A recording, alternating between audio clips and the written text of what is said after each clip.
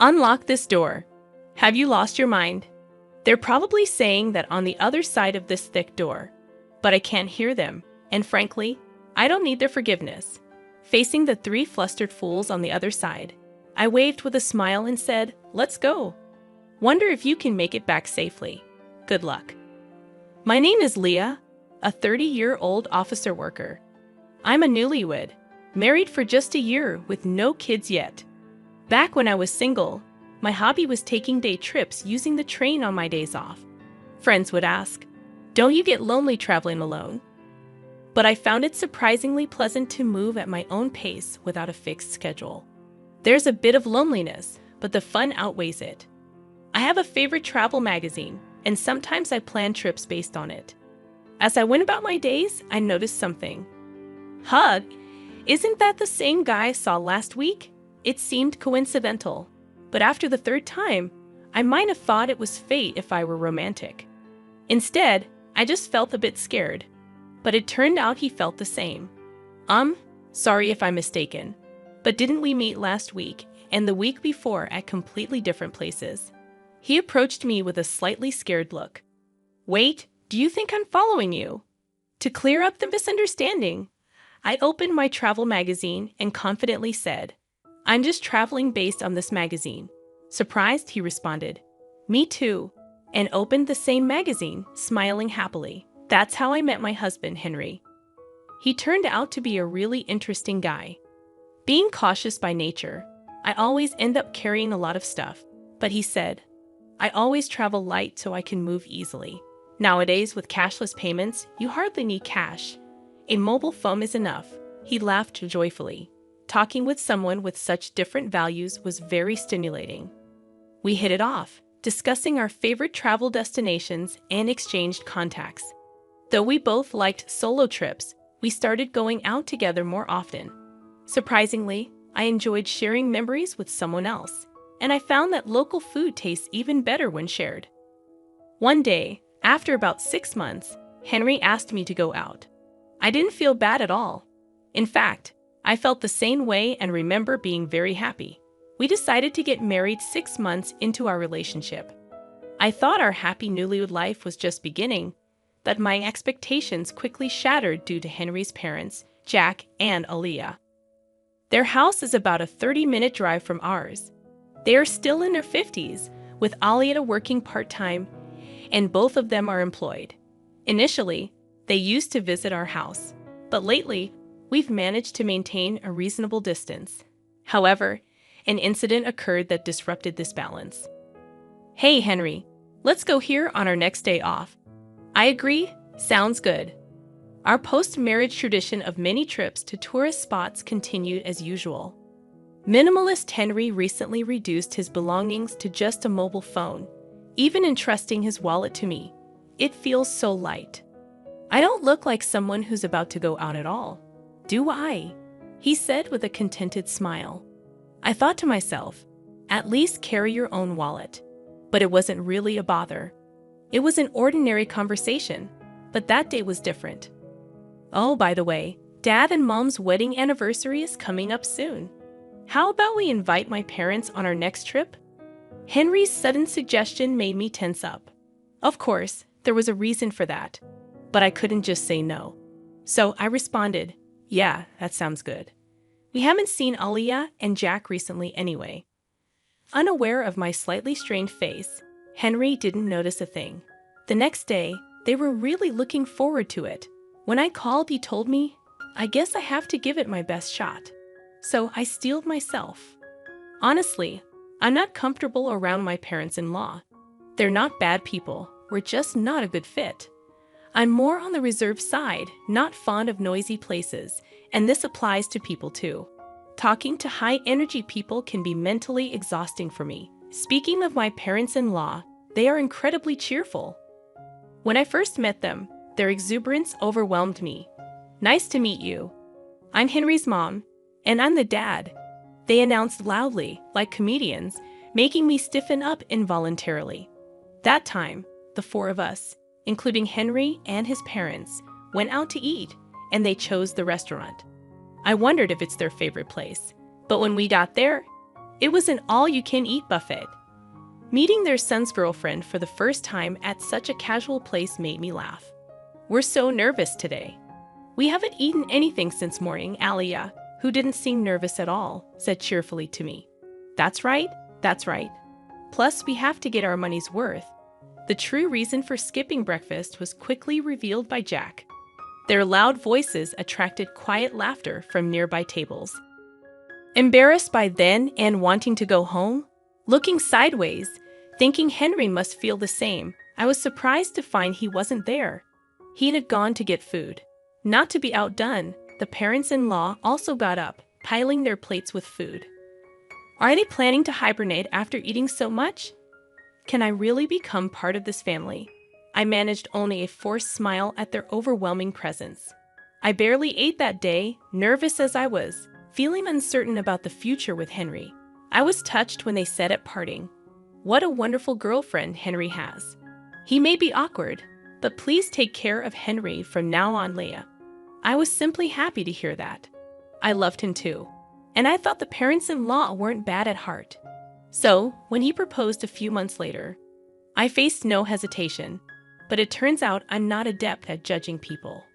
At our wedding, the bridegroom's parents, my parents-in-law, completely disregarded the ceremony and focused solely on eating, leaving my own parents utterly disillusioned. Henry has a brother, Jonathan, who seemed to be the only sensible one. I'm sorry my parents showed such an embarrassing side. It's really shameful. Jonathan came to greet us politely. As I heard from my parents, Jonathan, who lives alone, seems to have a strained relationship with his parents. It appears the feeling is mutual, as they once complained. That boy is always so noisy with his complaints. Just the other day, he bragged about buying several eggs when it was limited to one per person. And I scolded him for it. Seemingly annoyed, he replied, "Don't you feel guilty about benefiting yourself at the expense of others?" Hearing this story, I thought to myself, isn't that a fair point? What's wrong with that, Alia? I honestly felt that way when the parents-in-law came to visit our new home. They arrived empty-handed, which wasn't a problem. But then they started rummaging through our shelves, exclaiming, "Isn't this the snack they're advertising on TV? I've been wanting to try it. Oh, and this one too." They foraged through my hidden snacks like they were on a treasure hunt. Even though I bought those snacks, Henry, without any malice, said, "If you want them, take them home. That's fine, right, Leia?" I wanted to smack him right then and there. All I could do was respond with a forced smile. I had a suspicion, but it was clear now. The parents-in-law were moochers. I want this, I want that, give me, give me. In the early days of our marriage, they came over every week, sensing an opportunity, and I was almost driven to neurosis. Hey, don't you think there's something off about Alia and Jack? They're kind of annoying. My anger exploded, and I ended up fighting with Henry. Despite how angry I was, Henry looked puzzled and said, "No, not really. Is it that strange? They've been like that since I was a kid. Don't worry about it," he said, patting my shoulder lightly, which made me furious. Are you kidding me? If this keeps up, I'll divorce you. Just do whatever you want. My raised voice seemed to alarm Henry, and he quickly put an end to the parents-in-law's invasions. I don't know what Henry said to them, but since then, we've been living peacefully. However, the thought of traveling with the parents-in-law naturally made me anxious on the day of the trip. I was taken aback to see them waiting. It's been a while, Lee. I heard you've been busy with work. Must be tough. Alia spoke to me, but I was far from calm. The reason lay in the appearance of the parents-in-law. Alia and Jack, where's your luggage? Looking closely, Alia and Jack had brought nothing with them, even for a day trip. Isn't it normal to bring at least a bag? We wanted to be ready to move quickly, and I have a sore shoulder. Their response echoed something I'd heard before, and it was baffling. The rest of the trip went as badly as I feared. It was soon revealed that the parents-in-law had forgotten their wallets. Feigning ignorance, they said, "That's strange, isn't it?" Watching them play dumb, I thought, maybe it's better to just call off this trip or even cancel it. Yeah, Unfortunately, my feelings weren't understood, Henry, looking exasperated, said again. My folks have always been like this. I'll cover for them, but make sure they pay me back. It seemed the trip would continue as the parents-in-law laughed and apologized. All I felt was disgust. Even after we arrived at our destination, the parents-in-law's rudeness didn't stop. They complained to the store staff. Isn't there any free tasting? Wow, stingy, huh? When I, feeling thirsty, bought a drink and hadn't even taken a sip yet, Alia said, "Can I have a sip of that? I'm thirsty too. I can't believe I forgot my wallet, huh?" While I forced a smile, an exasperated Henry intervened. "Stop it. It's embarrassing. Look, I'll buy you one." Overhearing this, Jack muttered under his breath, referring to me. What a stingy woman, lacking compassion. I didn't miss his comment. I could say the same to you. I should have left at that point, but I was a bit stubborn. A similar incident happened twice more afterward. Apparently, the first trip was so enjoyable that Alia contacted Henry for another. When I saw them on the station platform, I couldn't help but feel chills. The second time they brought their wallets, but when the moment came, oh no, this is the wallet I used before. I rushed out in such a hurry. Their obvious lie was something only Henry would believe. And on the third trip, they forgot their wallets again. By then, it was clear it was a deliberate act. Alia, excuse me, but did you deliberately forget your wallet? You never intended to pay, did you? I hit the nail on the head, and her face turned red. Hey, what a rude woman you are. Apologize to Alia. Jack glared at me, demanding an apology. No way. I've thought this for a long time. Both of you are just too greedy. Caught in the argument with the parents-in-law, Henry seemed at a loss. Tourists around us watched curiously, noticing their gaze. Henry seemed to feel ashamed and finally said, "Stop it, please," breaking down crying. I felt truly disillusioned, but the parents-in-law reacted differently. Rushing to a crying Henry, Alia said, "I'm sorry, Henry. It was my fault." "You're so kind to cry for me," with Jack quietly standing beside her. I didn't know how to react to this farce. Only one thought came to mind. Yeah, this is impossible. Let's get a divorce. That was all I could think, seeing Henry's tears. The parents-in-law seemed to lose their fighting spirit. "Leah, we know we're often in the wrong. It's Henry's money. But still, we've taken advantage of him. It's Henry's money after all." I don't know why they said it twice, but their words, dripping with sarcasm, showed no real remorse. And so, it was confirmed that they had deliberately forgotten their wallets. Alia referred to it as Henry's money, but we both work, and his salary is only slightly higher than mine. Our actual incomes are not much different.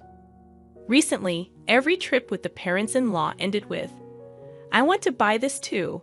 Maybe some gifts for the neighbors as well.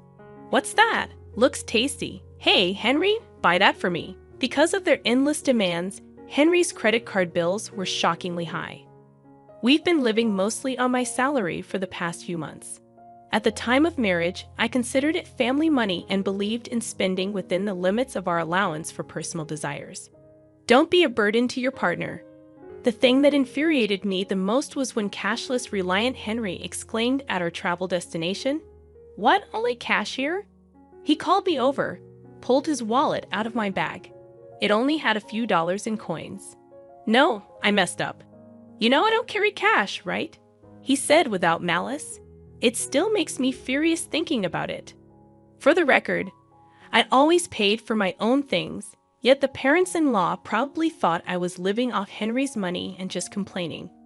We split living expenses, so such accusations were nothing but unpleasant. Thinking all this, I coldly watched Henry crying and Jack consoling him. After a moment of thought, I said, "I was wrong too. Sorry for being presumptuous. You guys go ahead on the train. I'll buy some drinks and follow." I smiled calmly, and Henry and the parents-in-law happily boarded the train. Their smiles turned to panic a few minutes later when I didn't return. Henry must have felt something was off as he messaged me, "Leah, are you coming? The train is about to leave." Right then, the heavy doors slowly closed from the platform. I had a clear view of Henry's panicked face. It seemed he noticed me and was shouting something. I was replying to his earlier message. I'm divorcing you.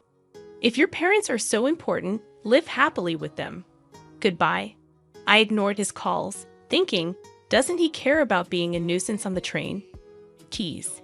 He sent several messages afterward, but I ignored them all. Henry's face through the door slowly turned to anger. Hey, open this door. Are you crazy? I won't forgive you, he said, as if I needed his permission. The parents-in-law seemed to be yelling too, but of course, I couldn't hear them. Smiling at the three fools, I said, let's go, wonder if you'll make it back safely. Good luck. The train quietly departed, quickly disappearing from sight. That train won't stop for a while. Walking back would be quite a challenge. After watching the train leave, I hurried home to pack my bags and left. I stayed with a friend I'd been discussing divorce with. Henry's barrage of messages continued until they suddenly stopped. His phone must have died. He often forgot to charge it before bed, and it was only at 20% this morning. Portable battery chargers are essential. That was Henry's mantra. But his crucial portable battery charger was in my bag, along with his wallet. I left all the belongings he entrusted to me at home. He must be panicking by now, but that's not my concern. While planning my next steps with my friend, my mobile phone rang. The caller was unexpected. Jonathan, Henry's brother. Leah, I'm sorry. Did something happen? According to Jonathan, Henry's phone had run out of battery, and in his panic, he dropped it, shattering the screen. Unable to reach me, the desperate parents-in-law could only think of one person to call. So I got contacted, but all I got was, ask Leah for the reason. He seemed unwilling to say more. I told Jonathan everything about Henry and the parents-in-law without holding back. As I spoke, I could hear Jonathan's voice getting sharper over the phone from the other end. Leah's making a fool of us. Tell her off, Jonathan. The in-laws were loudly insisting that Jonathan, with his way with words, would outtalk me. After I finished explaining, Jonathan snapped, Hey, you scoundrel. Are you stupid? What, you scoundrel? I had heard from Aliyah that when Jonathan gets really angry, he becomes intimidating with a high-handed tone. And since Jonathan only speaks sense, Henry and the parents-in-law can't retort when he gets like that. I could hear the in-laws arguing in the background, but I quietly hung up the phone. Henry was not content with the divorce. But after I conveyed through a lawyer that I wanted to divorce without any further contact, he reluctantly agreed, accompanied by Jonathan. Later, Jonathan told me that the parents-in-law had always been terrible moochers, disliked by neighbors and even school associates. When Henry returned to the ex-in-law's house, he quickly became the talk of the neighborhood, and now all three hardly ever go out. Henry's colleagues, not knowing what to say about the quick divorce, were treating him like a delicate subject. I'm glad to cut ties with them after this incident, Jonathan told me with a laugh. The parents-in-law were known at the local supermarket for their outrageous behavior. This is expiring soon, so give me a discount. It's a little damaged, so I'll take it for free. Jonathan expressed his long-standing embarrassment and disdain for his parents' behavior. Recently, Henry has been seen joining them, reflecting their blood connection. It turned out the parents-in-law were both gambling addicts, often skimping on food expenses, which explained their constant hunger and lack of money. When asked about the reason for my divorce, I can only say it was a difference in values. If anyone can tolerate such behavior, they must be incredibly broad-minded. It was just too much for me. I've continued working and even started a side job as a web writer after my travel blog caught a publisher's attention. I still travel, combining it with writing assignments. Solo travel seems to suit me best. Last month, I earned a decent income from writing, so I'm planning to take a vacation to a resort somewhere far for relaxation. I'm still only 30 years old, life is just beginning.